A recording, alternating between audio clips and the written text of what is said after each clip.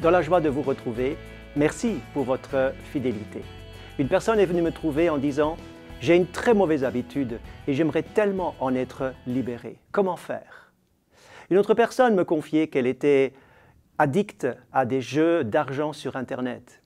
Dans un premier temps, elle disait « Mais je gère cette situation de l'achat, de vente, etc. » Mais en réalité, elle se faisait dépouiller de son argent. En fait, c'est le jeu qui gérait sa vie et son porte-monnaie. Une personne encore, au travers d'un temps de prière, était résolue de faire le ménage dans sa vie parce qu'il y avait un péché secret, quelque chose de caché qui était venu à la lumière et elle voulait en être délivrée.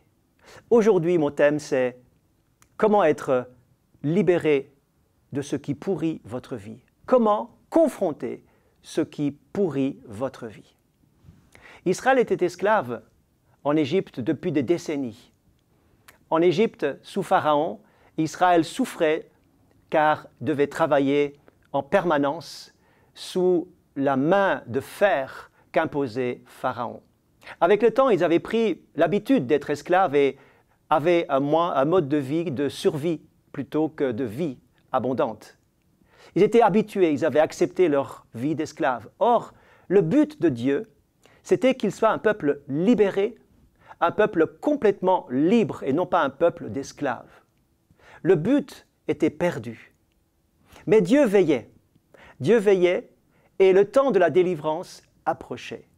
Plus le temps approchait, plus la main de Pharaon se faisait pesante sur Israël.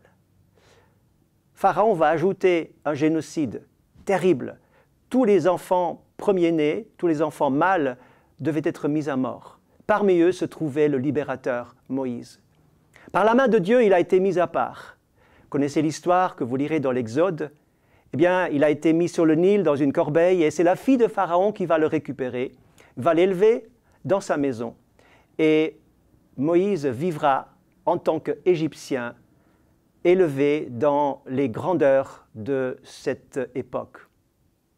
Au bout d'un certain temps, Moïse réalise que son identité n'est pas d'être égyptien, mais son identité est juive. Il va rencontrer ses frères. Et là, il est témoin d'une situation de conflit entre un gardien égyptien et justement un esclave juif. Il veut s'interposer, se croyant lui-même libérateur. Par ses propres forces, il veut résoudre le problème, mais il gâche tout. Il va tuer l'Égyptien, voulant le cacher. Tout va être découvert, il sera obligé de tout quitter, de fuir et de courir pour sa vie.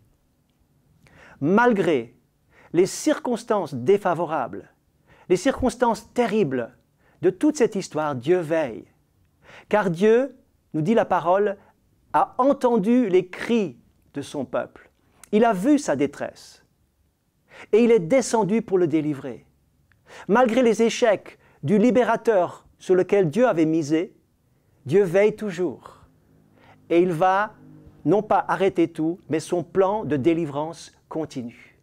C'est pourquoi ne perdez jamais courage lorsque la prison reste fermée, lorsque le voile reste fermé, lorsque la solution n'apparaît pas, lorsque le tunnel est long, n'abandonnez pas, le plan de Dieu n'est pas terminé pour autant. 40 ans vont passer, 40 ans dans le désert. Vient le moment où Dieu va se révéler à Moïse d'une manière toute nouvelle. Dieu va appeler Moïse. Mais lui, habité par son échec du passé, va dire « Seigneur, choisis quelqu'un d'autre. Je ne sais pas parler, je ne suis pas capable. C'est pas mon travail. Je ne pourrai pas confronter Pharaon. » Mais à un moment donné, tout va changer.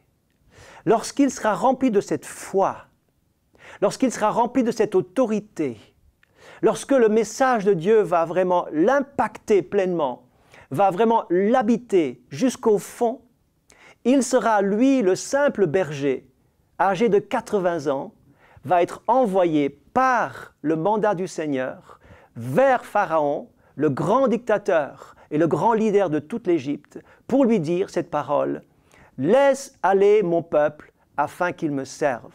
J'aimerais que cette parole résonne dans votre cœur et à vos oreilles aujourd'hui laisse aller mon peuple. C'est l'ordre de Dieu adressé à toute main, à toute puissance, à toute forme de force invisible qui veut contrôler votre vie. Aujourd'hui, vous pouvez être délivré si vous confrontez ce qui pourrit votre vie. De quelle manière Moïse va-t-il libérer le peuple? Par l'autorité de Dieu. C'est Dieu lui-même qui va faire le travail. C'est Dieu lui-même qui va exercer son autorité. C'est par le doigt de Dieu que tout va se faire. Il y a la foi de Moïse, il y a l'autorité de Dieu. Il y a ensuite quelque chose de particulier qui va obliger Pharaon à lâcher prise sur le peuple d'Israël. C'est lorsque le sang d'un agneau va être mis sur les linteaux de cette maison où se réfugiait la famille juive. Le sang de l'agneau, le sang de Jésus est puissant pour purifier de tout péché votre conscience. Mais le sang de Jésus est aussi puissant car il renferme une autorité contre toute puissance spirituelle invisible qui contrôle la vie des gens. Et je lis pour finir dans l'Apocalypse au chapitre 12, nous lisons ce verset. « J'entendis du ciel une voix forte qui disait « Maintenant, le salut est arrivé. Maintenant, aujourd'hui, c'est l'heure de la confrontation avec ce qui pourrit votre vie. Maintenant, le salut est arrivé. Ainsi que la puissance et le règne de notre Dieu. Le règne de Dieu, c'est que votre vie arrive dans la liberté totale. Il est dit qu'il a été précipité, celui qui accusait, celui qui détruisait, le voleur, le menteur, la puissance de Pharaon est brisée.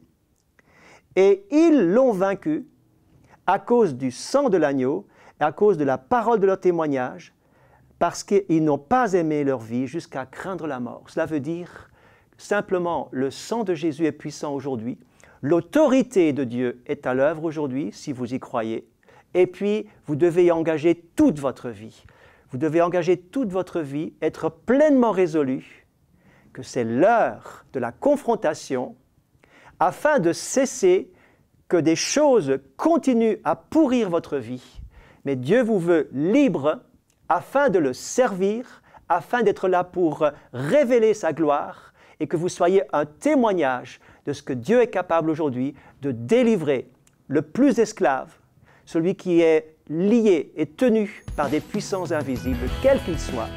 L'autorité du Seigneur, son sang, sont capables de vous délivrer. Croyez-le, c'est ma prière pour vous et je vous bénis dans ce sens, au nom de Jésus.